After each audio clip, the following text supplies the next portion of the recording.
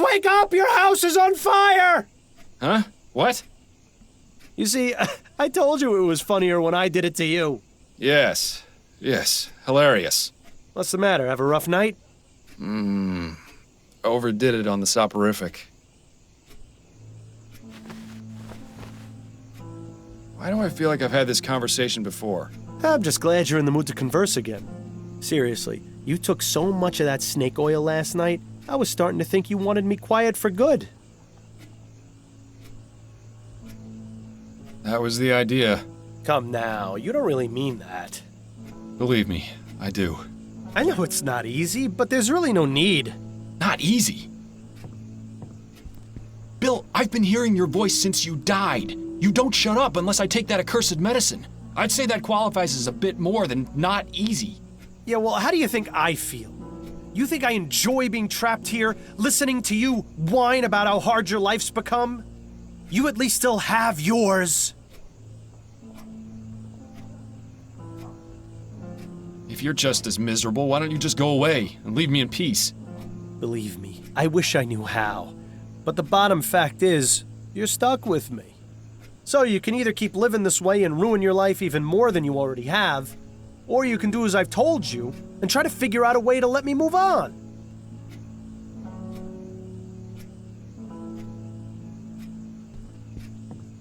Right. For the 1000th time, you want me to find the burglar from the flower shop. Yes, exactly. I still don't get how that's going to help. I've told you several times, although to be fair, if you actually listened to me, I'd still be alive. At any rate, you wouldn't have been in that situation in the first place if not for him. Once the criminal has been caught and is in custody, we'll both get what we want. Revenge? More than that, you'll have that elusive thing you always wanted to give others. Closure. You do realize the trail's pretty much frozen at this point. Our man has seemingly vanished into the ether. That's no excuse not to keep trying. I know the cases Upton's been giving you these past few months haven't been the most thrilling, but they've at least kept you active. So just keep at it. Something has to turn up eventually. Unless, of course, you want to wind up in Riverview Asylum. And if that happens, I'm really not going to keep quiet. Fine. Good man. Now, I suggest you stop talking to thin air, or Adelaide's gonna start wondering if you've gone mental. Or just maybe, she'll stop wondering. Very funny.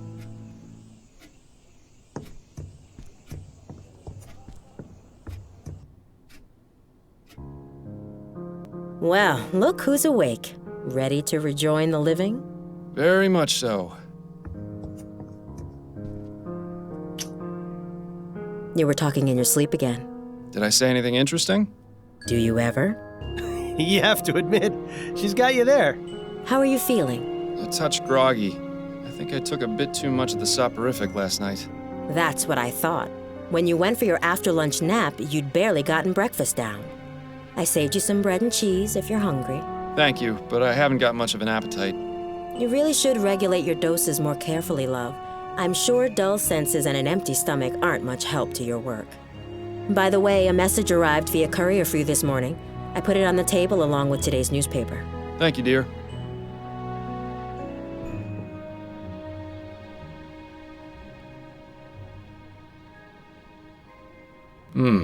Upton says she's got a big case for me. Does she go into any more detail than that? No, but then you know Upton. Always on a need-to-know basis. Especially since she's been giving me these cases under the table. To be fair, they haven't exactly been anything of note. True, but she's still sticking her neck out for me. I can understand why she's so secretive about it. I think she just misses having you around the station. Poor Connie. With you quitting and me dying, she must be bored stiff at work. Anyway, I'm supposed to meet her at the ruined coffee house. That can't be right. It's not like Constance to make mistakes. She must have gotten in somehow. Guess I'll head over there and see what she's got then.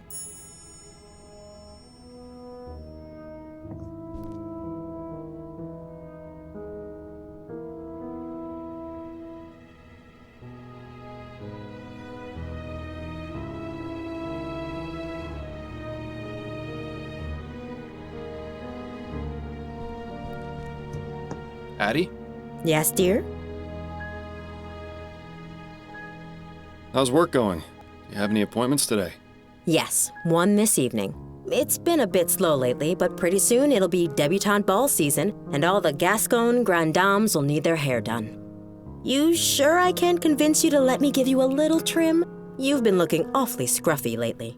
What's the point? I've got no need to go peacocking around town. You're the only girl for me.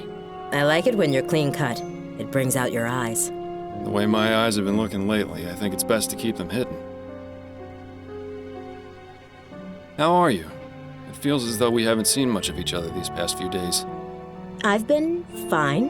Addie, you're not a very good liar. What's on your mind? I'm worried about you, Miles. I know, but I've told you, there's no need to worry about me. I'm all right. You're not all right, Miles. I may not be a good liar, but you can't fool me either. I am all right. What do I have to do to convince you of that? You could start by throwing out that sleeping medicine.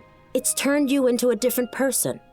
I need it to sleep, Addie. I'll become an even worse person without it, believe me. I know Bill's death was hard for you. It was hard for all of us. But whatever it is that's bothering you, you know you can talk to me about it. That's what I'm here for. I know, my love. Your support means the world to me. I need some time to deal with things. That's all. It won't always be like this, I promise. Making promises you can't keep, eh, Miles? That'll end well. What's that you're reading? It's a collection of short stories by James Penstroke. It was just published earlier this month. Any good? Oh yes, I love his work. He's been publishing a new serial in Brentwell magazine. I can't wait to read it. Perhaps we both can together? I think you'd enjoy him. Lately, I haven't been able to concentrate on a page for more than 5 minutes without nodding off. That is a pity. I've still got that song you sang last week at the Rutherford stuck in my head. You were amazing. Thank you, Miles. That was a lovely evening. I always enjoy it when Joseph brings out his violin and we can relive the old days. Certainly nicer than when he spends hours telling the exact same story whenever you visit. They were very glad to see you, you know. It's probably the most fun I've had in months, to be honest. They've invited us for dinner again in a couple of weeks, if you're feeling up to it. I hope I am. I'll let you get back to your book.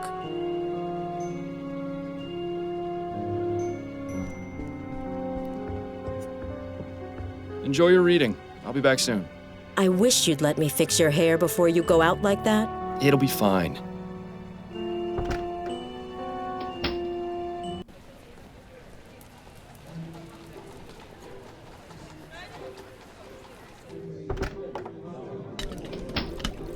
Ah, the Rouen Coffee House.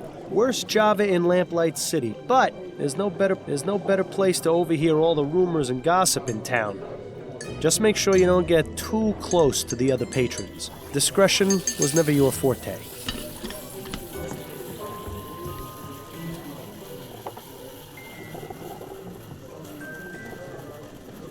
Judging by the sooty apron, this man is either a metal worker, a chimney sweep, or just really lazy when it comes to washing. So you plan on going to the Lygia Vigil tonight? Nah. I heard Harris is gonna be giving a speech. There's no way I could look that man in the face. You know it's not his fault, right? I think he's getting an unfair reputation. If he cared enough to make sure the airship was safe, it never would have crashed. He's as much at fault as anyone. You really should go. Eliza would have wanted it, I think. I know, you're right. I'll think about it.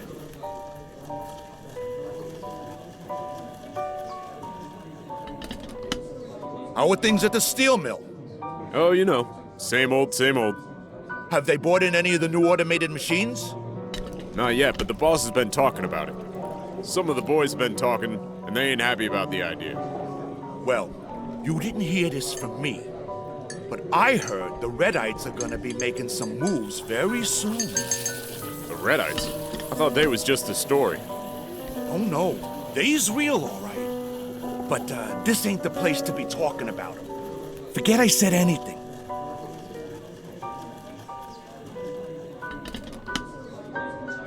Have you been hearing about this ethericity nonsense? Nah, I don't pay much attention to the news. What is it? Oh, it's some stuff found in the sky. It's supposed to be better than electricity. It's supposed to be able to heal people and has all sorts of other miracle powers. Sounds like a bunch of hokum to me. Yeah, the scientist who claims to have discovered it's a real crackpot. But the funny part is, there's a bunch of rich folks willing to pay for his experiments. They think it's the future. Well then, maybe the scientist ain't so much a crackpot as a very smart businessman. I sure wish I had the imagination to come up with something like that.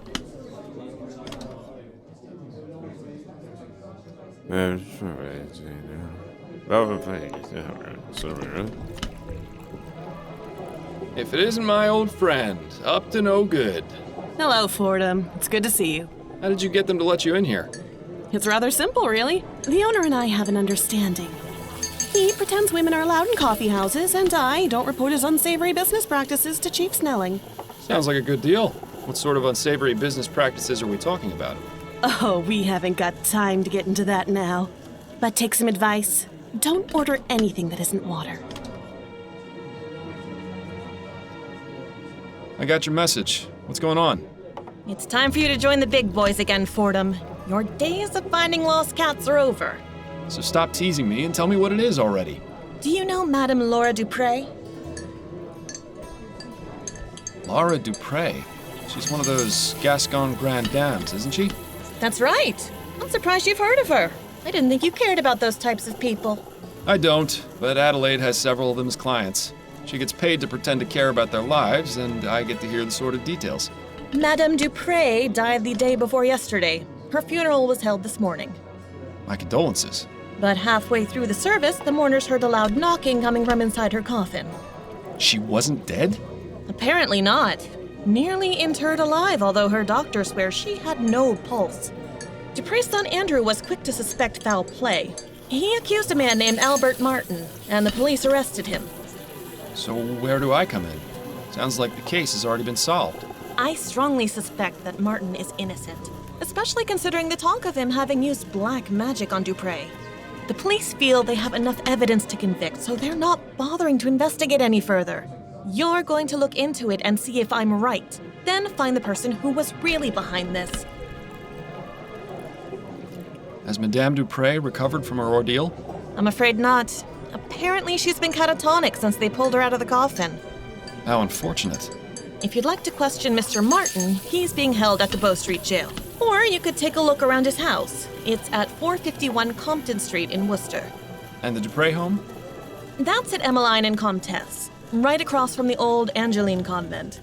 It's also possible you might run into the police during your investigation, since they're technically still on the case. Thanks for the warning. Was there anything you wanted to talk about before you get started? Yes, actually, I had a couple of questions. Let's hear them then.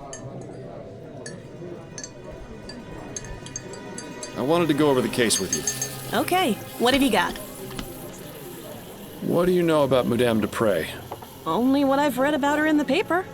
She's been married thrice, which I can empathize with, and she's extremely rich, which I can't. What makes you think this Martin fellow is innocent? The fact that the only evidence is the word of Dupre's son. I've seen this sort of thing thousands of times, and I'm sure you did too. They're just looking for a scapegoat. You're the only person I know who can put it right.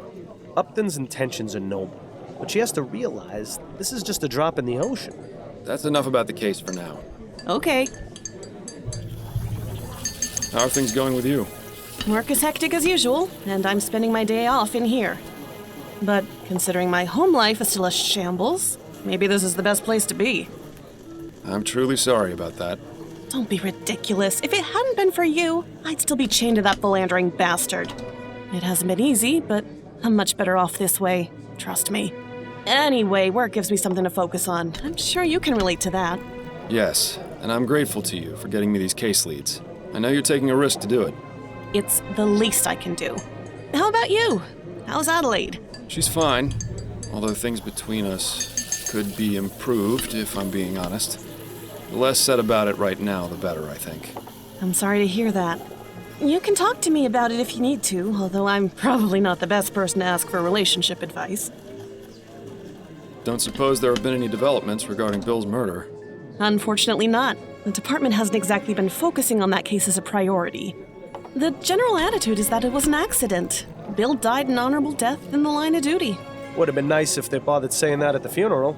And of course, there are still those who blame you for his death, Snelling being the first and foremost. The man who killed him is still out there. Yes, I know, but it looks like you're on your own if you want to find him. My hands are tied. I can only ask around so much before the higher-ups get suspicious. Just don't give up. New Britannia may be a big city, but the criminal world is surprisingly close-knit. If you find any connections or leads during your other cases, be sure and let me know. I'll do the same if I find anything out. See, she has a priority straight. You could learn a lot from Upton. That's it, I think. Then you'd better get back to it. Well, I'm not entirely sure how this is going to help you find the flower shop burglar, but I suppose freeing an innocent man is a worthy diversion.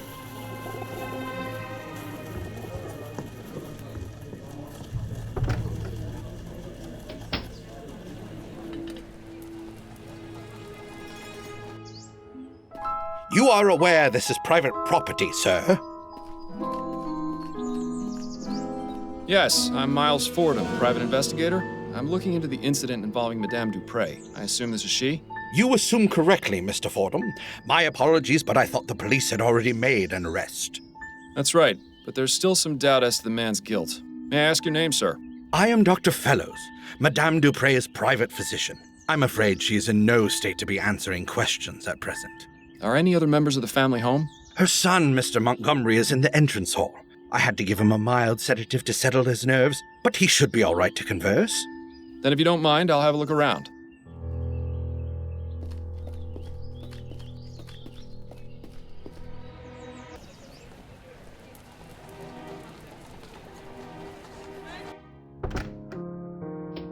I've managed to survive the wild streets of New Britannia.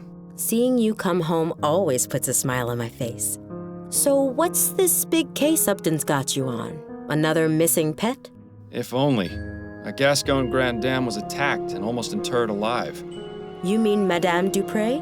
The one whose obituary was in the paper? The very same. Goodness, that does sound serious. Tell me if there's anything I can do to help. I know you haven't been feeling your best lately. You're always a help to me, Addie. Though I assure you I have this well in hand. I certainly hope so.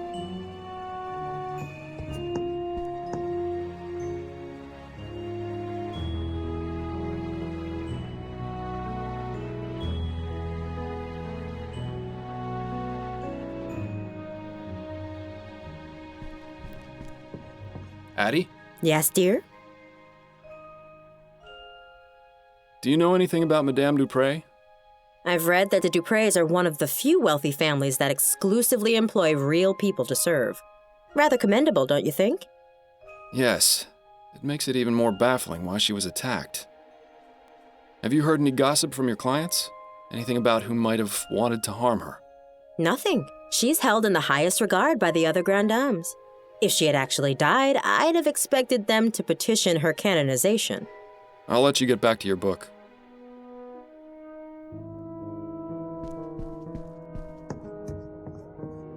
Have a lovely day, Addie. Give my regards to Constance.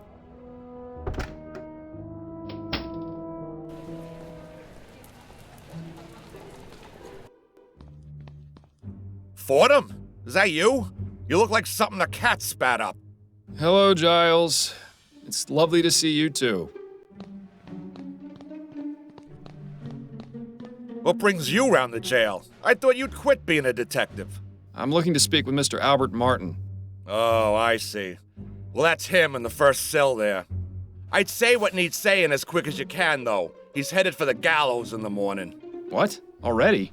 But what about a trial? No trial necessary when there's black magic involved. This little half-breed's already sealed his fate. Such a charming fellow, isn't he? He's watching you like a hawk. Looks liable to toss you in one of his cells if you try any funny business. Mr. Martin? Who are you? My lawyer? No, I'm actually here to help you. The name's Miles Fordham. I'm a private investigator. How are you going to help me? I'm looking into the attack on Madame Dupre. I believe you're innocent. Oh, thank heaven. That's music to my ears. Would you mind answering a few questions for me? Friend, if it means saving me from the noose, I'll tell you nothing less than God's truth. Interesting choice of phrase for someone accused of using black magic. What can you tell me about Madame Dupre? What's to tell? What's to tell? She's a twisted, evil woman who got what was coming to her. Whoever attacked her deserves some sort of reward for the service they're doing the community. So it wasn't you then? No, I'm innocent, Mr. Fordham. You have to believe me. I'm afraid you're not making that very easy right now, Mr. Martin. Do you know anything about the circumstances of Madame Dupre's supposed death? No, I had nothing to do with it. Then why did her son accuse you? Probably because he's just as ignorant as she is. What I meant was, how did her son know to accuse you? Have you had any contact with the family before? Yes, you could say that. Uh-oh. That gleam in his eye says it all. You see, I'm involved with Dupre's daughter, Juliet Montgomery. Dupre doesn't like that one bit. She even threatened me once. Is that right? Yes. She might have everyone else fooled, but that woman is the devil incarnate. I can't understand how something so heartless and cruel could have spawned someone as pure and loving as my dear Juliet. He's not really helping his case much, is he? Tell me about Juliet. She's wonderful. Such a beautiful, kind soul. She hasn't come to see me yet, but I'm sure that's because of all the confusion in the last few days. Juliet wouldn't believe for a second that I would be capable of harming her mother. I'm sure of it. How did you two get involved? We met at the university. Your classmates? Hardly. They wouldn't allow someone like me to enroll there. Juliet studies botany. I work as an assistant in the greenhouse. We started talking, and she actually treated me like a person. To everyone else, I was just the boy who fetched the test tubes. But Juliet actually wanted to hear what I had to say, had the same taste in books and art, didn't just treat me like some piece of gardening equipment. She even shared some of her notes with me after I told her I was interested in botany as well. From there, things just got better. I don't expect you to understand or approve, but that's how it happened. Oh, you'd be surprised. It doesn't sound too different to how my wife and I got together. Except I was a detective and she was a singer at a bar. And she's... Yes, Mr. Martin. Anyway, back to the matter at hand. How often is Juliet in the greenhouse? Every weekday, but I doubt she's there now. She's probably trying to find out where I am and working to have me released. Somehow, I wouldn't bet on that. How did you end up in here? I was just minding my own business at home when the police showed up with no warning. They made some outrageous claims about me putting some sort of curse on Madame Dupre. The next thing I knew, I was here. Oh, Mama must be beside herself with worry. I just hope she's all right. What does your mother do, Mr. Martin? She helps people. I was hoping you'd be just a bit more specific. She provides spiritual help to those who seek guidance. She's a spiritualist. Not quite. She's more like... how can I explain it? You know how a priest holds mass to spread the word of God to the people? My mother holds services and calls on the spirits to walk among us, providing healing and guidance. So she's a religious leader? If you want to give her that title, it would be the most appropriate. And does this religion of yours have a name? You'd probably know it as voodoo, but it doesn't mean what you think it does. People are so quick to judge and portray us as evil when they have no idea. So you practice voodoo, do you? Are you making fun of me, Mr. Fordham? No, of course not. Apologies if it seemed as though I was. It's just that the police are convinced that black magic was involved in Madame Dupre's apparent death. That's because that idiot son of hers knew about my mother, and like all bigoted fools, assumed that we're involved in devil worship and the black arts. But I can assure you that this is most certainly not the case, Mr. Fordham. Of course, I didn't mean to imply. Just forget it. That's all for now. Wait, before you go, would you do me a favor? Would you go see my mother at our house and give her a message? You're at 451 Compton Street, right? Yes, that's right. Could you tell her I said St. Rock's dog is barking? I suppose I could do that, yes. Oh, thank you. Whatever happened to a simple I love you?